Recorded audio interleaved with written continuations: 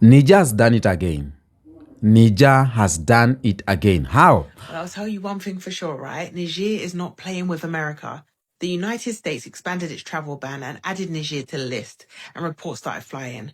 The US policy confirmed in December blocks most of their citizens from entering the United States from January 2026, which is said to include students, skilled workers, and business travelers.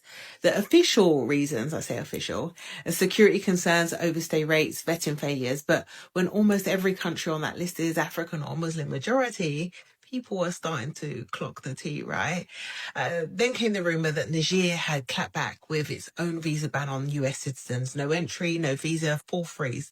Some online posts even claim that they block specific groups, politicians, diplomats, civil servants. But you know me, I like to root my reports in factual data only, and that claim hasn't been confirmed by Niger's government or any credible outlets yet. So we're going to treat that as a developing story rather than a confirmed fact. But here's what we do know as fact, right? The US made the first move. The policy is official, it's active, and it's political. These bans don't just stop movement. They steal money, basically. They hit remittances. They lock out students. They disrupt trade. For Niger, the cost could be millions in blocked income and lost mobility. But the bigger loss is influence. You block a future leader from studying abroad. You block a generation's access to global networks. And when you push smaller nations into a corner, don't be shocked when they start to look east to China, Russia, even Turkey, where access comes without lectures. So what should leaders do? It's simple, really. Build regional resilience, strengthen ECOWAS mobility, make passport power a national priority, flights cheaper and easier. For founders and operators, don't anchor your future to foreign gatekeepers. Build models that work even when the borders don't. This is about so much more than a visa stamp. It's about freedom and who's forced to beg for it, right? Let's talk in the comment section. Happy holidays. Hit repost if you're done with being locked out.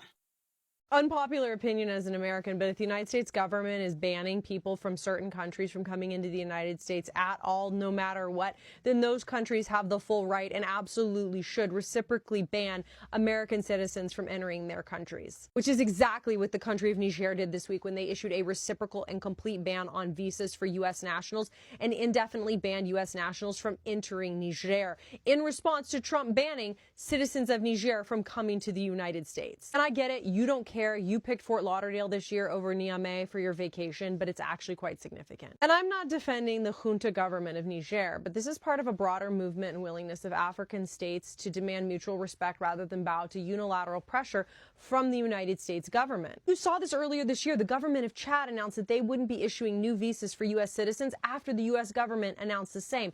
And the government of Mali announced that U.S. citizens would have to post a $10,000 bond before visiting after the U.S. government required the same of their citizens. This isn't going to have a whole lot of impact on either economy, but symbolically this shows a major move away from an asymmetric relationship with Western colonial powers. The country Niger has just announced a nationwide ban on US visas. Like we wanted to go there anyways. I mean, come on. Now, Niger has announced that it will stop issuing visas to the US citizens. And this is a bold diplomatic response to recent US visa and travel restrictions placed on Nigerians by the United States. Now, this move, some people will see it different, but for me, I think I interpret it as Africa pushing back.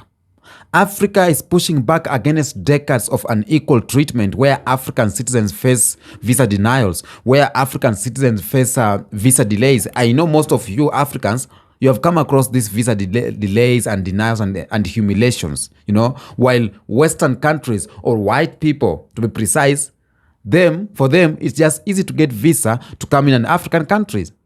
So this story of Niger banning Americans is bigger than just travel. This story reflects a global power dynamics, growing African assertiveness, and a refusal to accept one-sided diplomatic relationship anymore. Okay? So this is not just about visas. For all Pan-Africans, for all Africans who are looking forward, for all the youths, for all revolutionaries, this is not just about visa. This is about Africa saying what? Enough is enough. Now, this is the video I'm going to talk about today. Let's dig in. Because for decades, Africa has been told to wait. Africa has been told to comply. Africa has been told you are third world class people. You don't need to get this visa easily. But today, Niger did something the world did not expect. It said no. It said no. And not no with words, but no with policy. And that changes everything. So, being clear will say, this story is not just about tourism or about paperwork or about border control. This is about power. It's about who gets to decide. It's about Africa refusing to be managed like a child. And when Niger announced that it will stop issuing visas to citizens of the United States, for me, I'm so happy. Many African many Western commentaries or commenters, they rushed to minimize it. They said it's symbolic or it won't last or Niger needs the West. Nobody needs the West. Nobody needs them folks. Niger got everything that it wants. It's just structures and strategies to maintain and to bring the best of Niger out of it. And this is just a step ahead. Okay? For decades, the global order worked like Western countries decide only. African countries, they just adjust. African absorb the consequences. So when the US denies visas to Africans, it is called national security. When the US denied visa to Nigerians, it is called maybe sovereignty. It's considered normal. But when African country pawns in kind, it is called aggressive. When African countries respond in such a kind, it's called unstable. Okay? It is framed as emotional or irrational. And Niger shattered that double standard. Okay? Reciprocity is very simple. Reciprocity is very simple. If you restrict me, I restrict you. If you deny me my people access, I deny your people access. This is how equal nations behave. It's a do or do. You do me, I do you. If you do me, I do you. That's how it's supposed to be. Now, the problem is this. Africa has never been treated as equal. And when Niger applied reciprocity, it wasn't being radical. No, it was being normal. Just normal like other countries. If you deny visas to Chinese people, China will deny visas to American people. So why is it different with African countries? Okay? The United States is not used to being told no by African countries. But right now we are starting to do that. Historically, African countries were expected to accept US policies. African countries were expected to accept US military presence, to accept US diplomatic pressure, to accept US travel bans silently. And Niger disrupted that expectation. And the real shock is not about the policy. You get me? The real shock is not about the policy. The real shock, it was the confidence behind the policy. You know, the decision or this decision must be understood in context. Niger is part of a new political wave in West Africa alongside countries like Burkina Faso, alongside countries like Mali. And these governments are rejecting Western dominance. These governments are questioning military partnership and reclaiming control over sovereignty. And this is what we want to see. So visa policy is just one of the battlefield, but we have a number of them.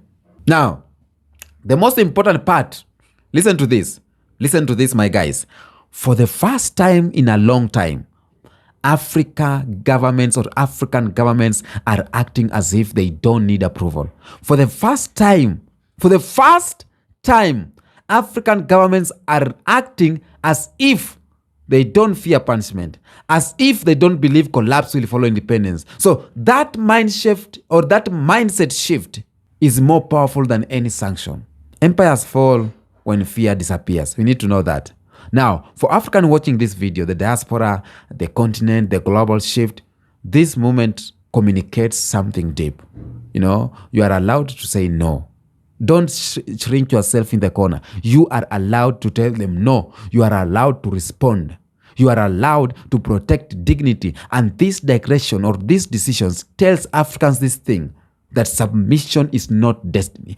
We were not destined to submit forever as African people. This message or this topic, the Western media is downplaying it. And you may ask yourself, why are they downplaying it? Why are they fast to say America has done this? Why are they fast of saying, oh, Africa is going through this? And why are not saying Niger? The Niger has denied visas to American citizens. Why are we not seeing those headlines? Because Western media understands symbolism very well. They understand when it benefits them. But when Africa sets a precedent, suddenly it is minor, it is temporary, it is not that serious. And that's because precedent scares systems. If Niger can do this, who's next?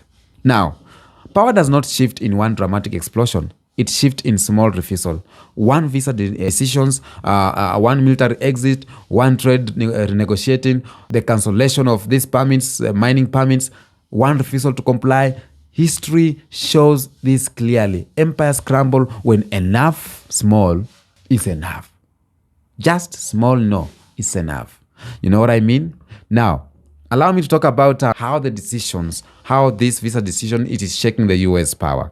Because to understand why Niger's visa decision matters, you must first understand how modern paperwork works, how modern power works. Power today is not only about artifacts, carries, about sanctions, about military bases. Power is also access. Power is also mobility, psychological authority. When the United States restrict visas, it sends a message that we decide who moves and we decide who is trusted. So when Niger responds with the same reciprocity, it flips that message that you are not above us. So that reversal is deeply uncomfortable for a system built on hierarchy. Now, visa regimes are rarely neutral. They shape business opportunities, they shape the media narrative, they shape NGO operation. So for decades, for a number of years, Western access to Africa was assumed. It was not negotiated, was assumed. Researchers, contractors, diplomats, journalists, all moved freely in African countries, and Africans, they were not moving freely because Africans were facing suspicion, endless paperwork, and Niger's move say, you know what, success or access is earned. Access is not automatic, it is earned. That is a shift. It's a very big shift, okay? And whenever African countries are such sovereignty, a familiar warning appears, that you are hurting themselves, or they will collapse without the West, investors will flee. So these arguments assumes this false idea. Africa has no alternative. The West is benevolent, or dependence is stability. None of them are true. The world right now has changed. And Africa is no longer operating in a one-gate system controlled by Washington and Brussels. Trade, security, and diplomacy now evolve in a regional partnerships, South cooperation and multipolar negotiation. Countries right now are learning to diversify leverage, not surrender it. And Niger's decision reflect confidence that the sky will not fall. Visa decisions do not exist in isolation. They intersect with security agreements. They intersect with intelligence cooperation and military basing. So Niger has been central to Western counterterrorism strategy in the Sahel. And by asserting diplomatic reciprocity, Niger is signaling something larger, that security cooperation is not unconditional. So these forces are renegotiating of relationships that were previously one-sided. So we are seeing the end of partnership without equality. For years, African governments were told, you know what, you are partners. But the partnership requires what? Mutual respect, which we don't have. Equal treatment, which African countries don't have with the West. Shared decision-making, which Africans don't have as what to say even in the AUs and all these bodies. So which one side, or when one side restricts movement, that partnership becomes a fiction. And Niger response just strips away polite language and forces honest terms. That's what I'm going to say. I'm so happy about this. And African youths must see this differently. African youths are not bound by Cold War fear. They did not grow up believing that the West is the only path. They see, we are seeing unequal visa regimes. We are seeing hypocrisy. We are seeing selective human rights. And Africans youth, we must continue having this on our side. Across the diaspora, We have to see this. I'm seeing this as a pride of Africa. Niger has done something a lot of African countries must do. A visa must be earned. A Mr. Visa must be earned. It's not, African countries is not just a playground. Even a playground, sometimes you pay to enter. It's not a toilet. Even a toilet, sometimes you pay to enter. African countries is a place that needs respect. It is time we go the Niger way. Tell me what you think in the comment section. This is Neo Africa, where we tell African stories. Peace out.